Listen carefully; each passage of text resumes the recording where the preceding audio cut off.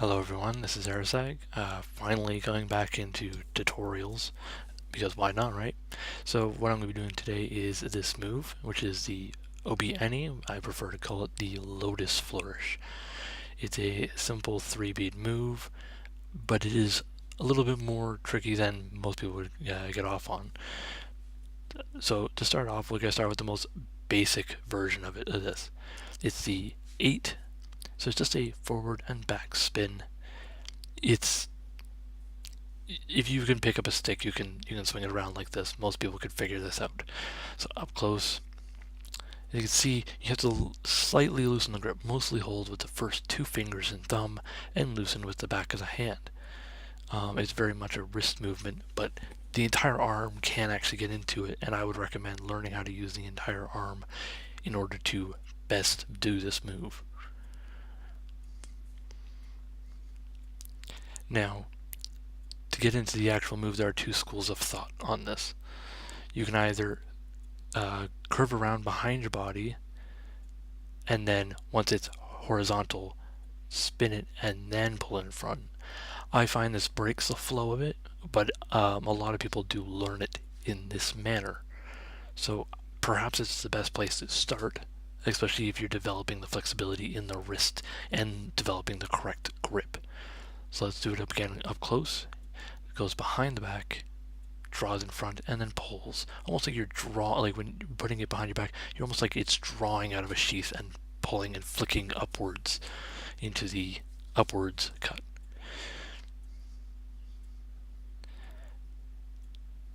Now, the type that I use, which I don't see a lot of people use it, but once in a while, involves a bit more momentum. So a bit of a looser grip with the rear 2 fingers, the ring and the pinky. You're able to flick it up and draw it around. You're trying to draw a circle with the tip. Rather than stopping behind the back and drawing it forward, you're able to continue and just flick it all the way around. So up close, you'll see it like this. Down, and a sort of looser grip, pushed all the way around the body. You see that my grip really loosens up because you want to get the hilt to move properly. So instead of doing that, you're able to just go all the way around. It's almost a transition. Like I did start doing when I started doing all this, started by doing the drawing around method, but then this method solely came just from learning the momentum of the movement. So you can see it goes all the way up straight beside me and then down. So it's a very simple wrist movement where you're just relaxing the entire arm. The entire arm can move into this movement. And up and in.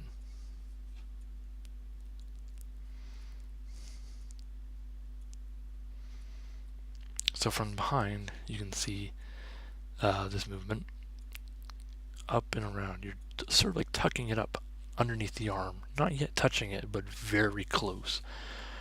A lot of people think that you can do sort of a mini strike at that moment when you're bringing it up and around. You're striking with the tip.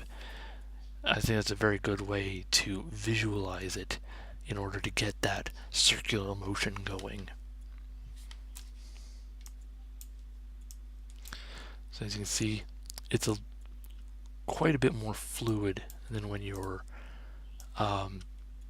doing the drawing technique. It's just 3 big, beautiful circles.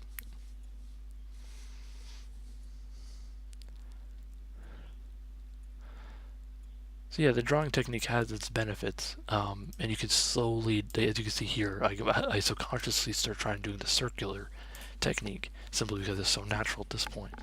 It can even start going into other methods of swinging.